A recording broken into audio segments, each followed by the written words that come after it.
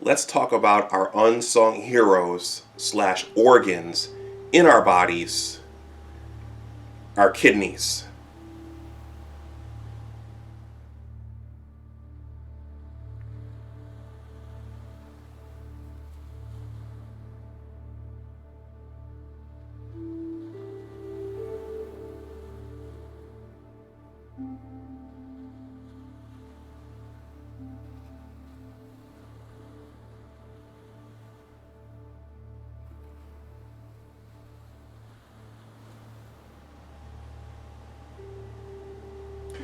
Welcome back to my channel. My name is Dr. Dunbar, and this is Big Discussions 76, Science and Technology. First of all, please like this video, please share it, and please subscribe to my channel. Well, it's been laid on my heart and my spirit to create some content on our kidneys, which are very, very important organs in our bodies and in our lives. And as I just said, that I just thought about how depending upon the scientist and the specialist you talk to, some may say that the liver is the most important organ. Some would say the heart is the most important organ. Some would say the brain is the most important organ. Actually, for a healthy, full and functional life, they're all important, and they all serve different functions. But in this video, I'm going to focus on the kidney, and in several follow-up videos, I'm going to get into why.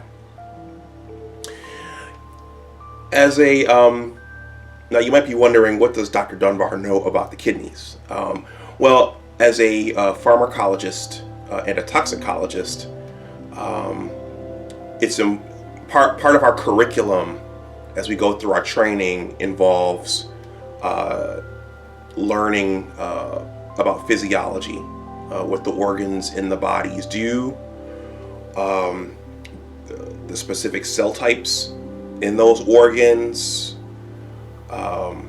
in some instances, what specific hormones or enzymes those cell types create, how those cell types start to differentiate following conception, all kinds of things. But we have to know something about, actually we have to know a lot about how the human body works, because, as you know, pharmacologists and toxicologists are masters of what drugs do to living systems, and also what toxicants do to living systems. So to understand what those drugs and toxicants are doing to those living systems, you have to understand the living system.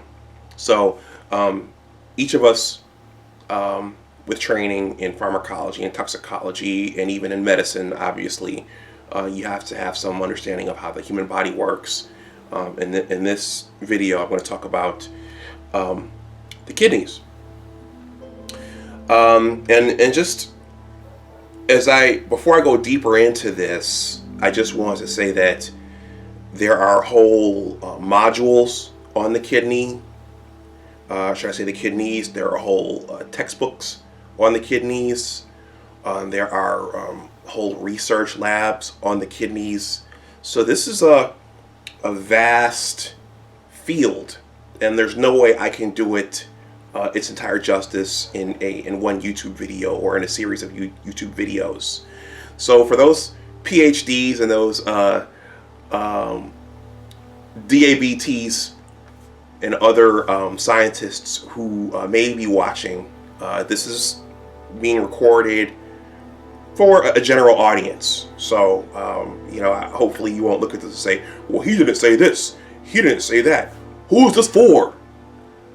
Scientists get like that when it comes to their field. So now that all of that is out of the way, I'm going to start with what our kidneys do and why they are critical.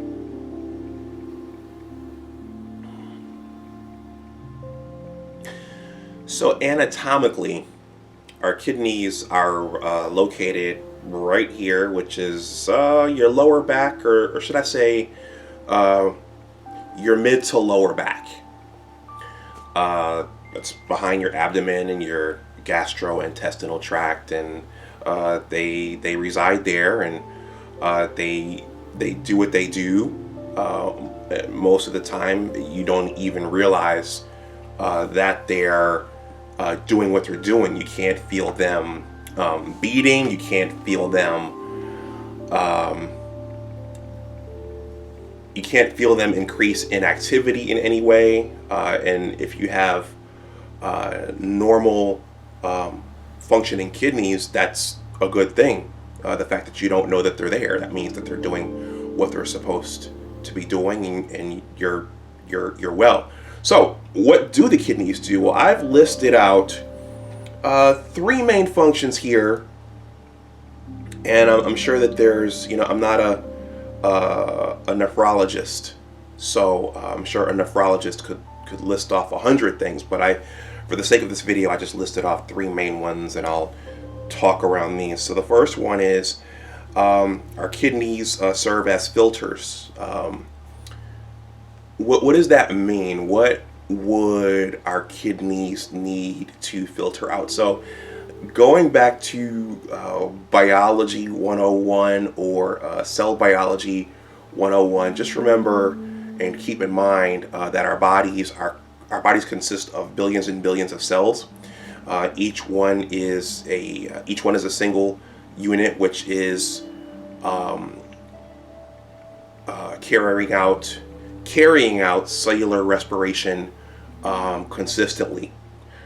So taking a sugar source and combining that with oxygen, and then using those two to make ATP, adenosine triphosphate, which is the basic energy source for our cells and pretty much every process in our cell.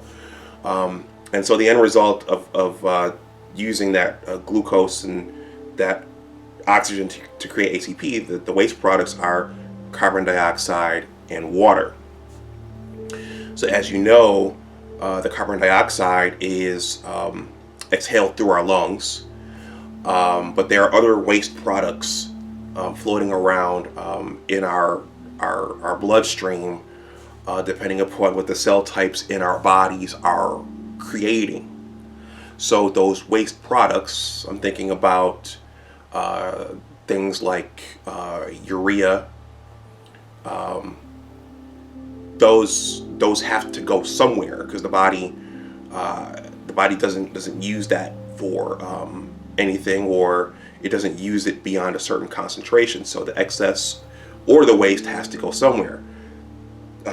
So our kidneys filter out what I call aqueous waste. So urea would fall under there. It's water soluble. Also, ions and electrolytes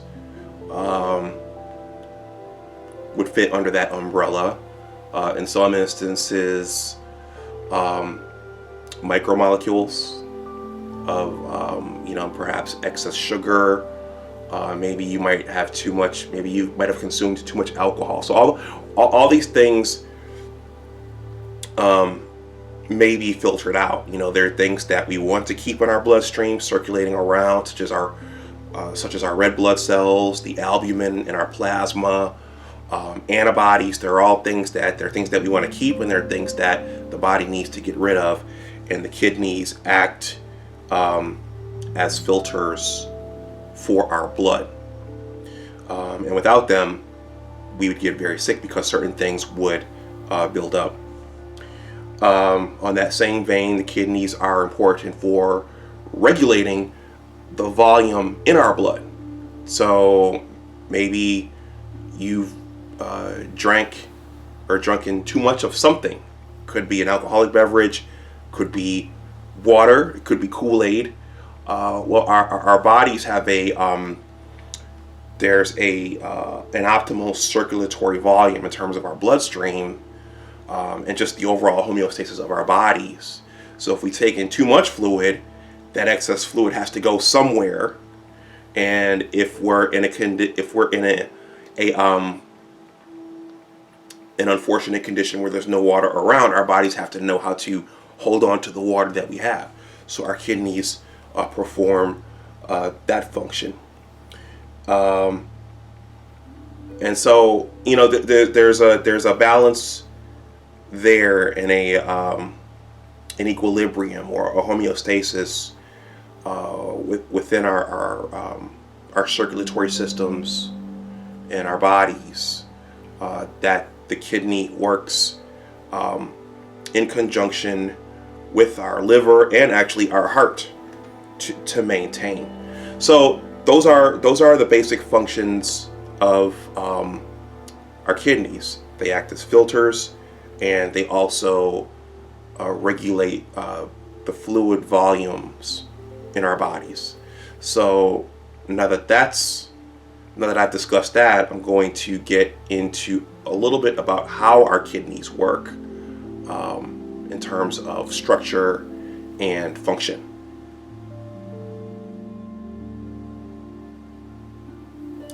So at this time, I'm going to attempt to discuss how the kidneys work in terms of structure and function.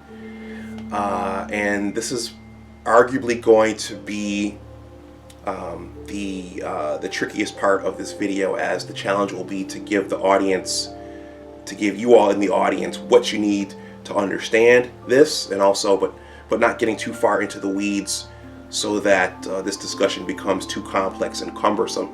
So I'm going to start with this.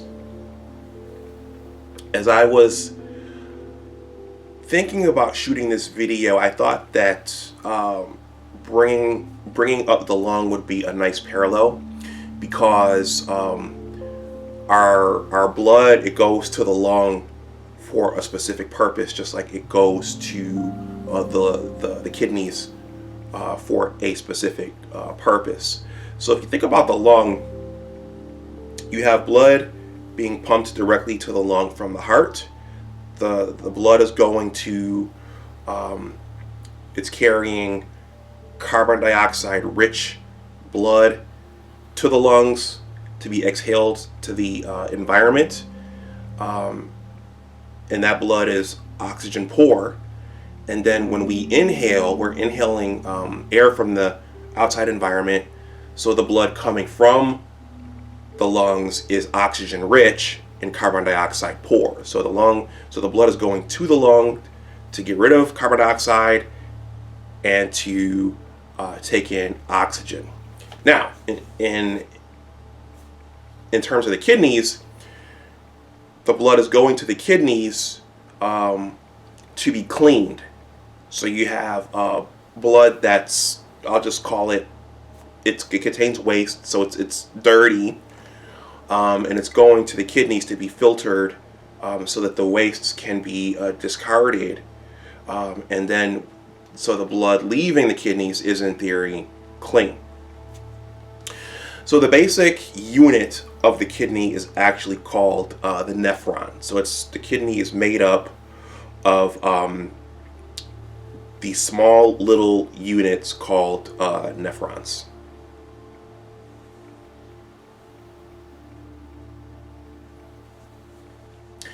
Okay, everyone, buckle in, because this is where it gets a little complex, but also very interesting as well.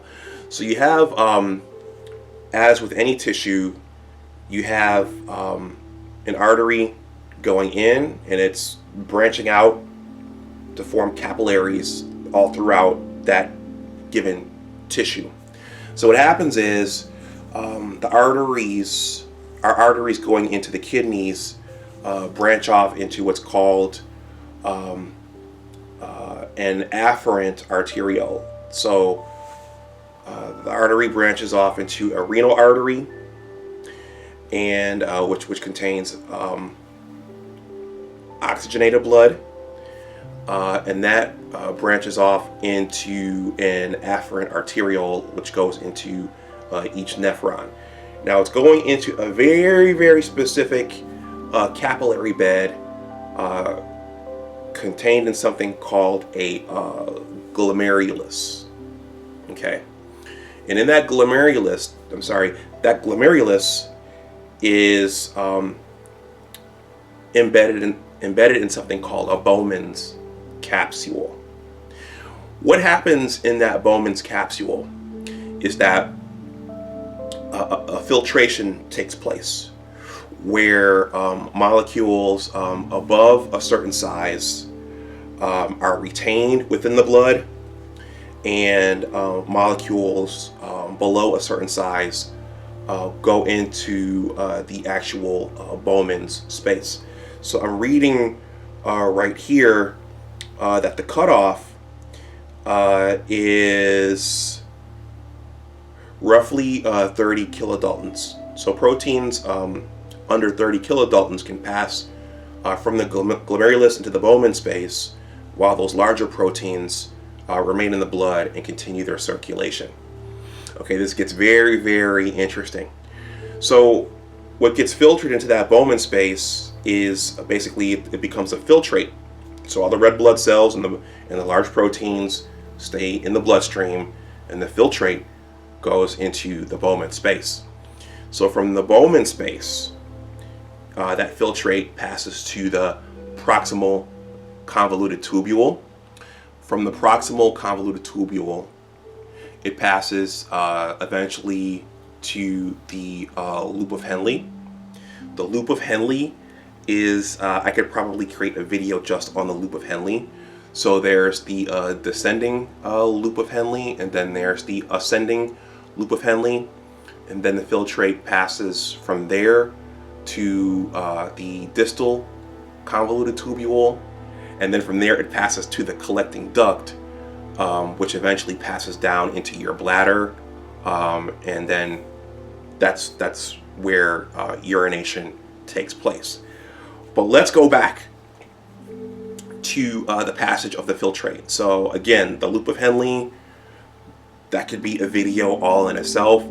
For simplicity's sake, I'm just going to state that as that filtrate passes through from the proximal convoluted tubule to the loop of Henle and then to the distal convoluted tubule, you have changes in the cell types in there.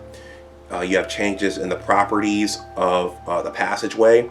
And so what happens is that the loop of Henle has the ability to allow the movement of ions in and out of the filtrate. So depending upon what the body needs, for sodium, for example, will be retained, or it will be expunged. So it'll either stay in the filtrate for passage out through the urine, or it will stay in the body. If you look at this diagram, you'll also notice that after the blood vessel leaves the glomerulus,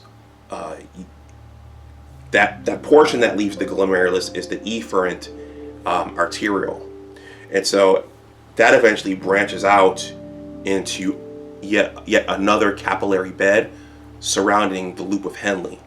So depending upon what the body needs at that particular time, whether it's to keep for example, the sodium concentration constant, or it needs more sodium or less sodium, those capillaries are gonna reabsorb those ions for circulation throughout the body, while the waste moves out of the passageway, while the filtrate moves through that passageway and to the collecting duct to generate urine. And that was a quick and dirty way. That's a quick and dirty explanation of how our blood gets filtered by our kidneys in the nephrons. The blood goes into the glomerulus. There's a filtration process there. Larger molecules stay in the blood, smaller molecules go out, and then as that filtrate moves through those passageways, molecules and ions that passed out of the blood have the ability to be reabsorbed into the blood. So you want to get rid of the waste, you want to get rid of the things that you don't need, and keep the things that you need.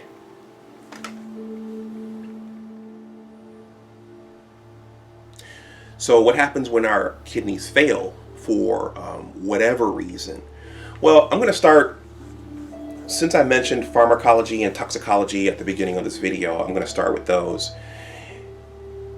For those of us, well, that's everybody. Everyone's had to go to the hospital for one reason or the other.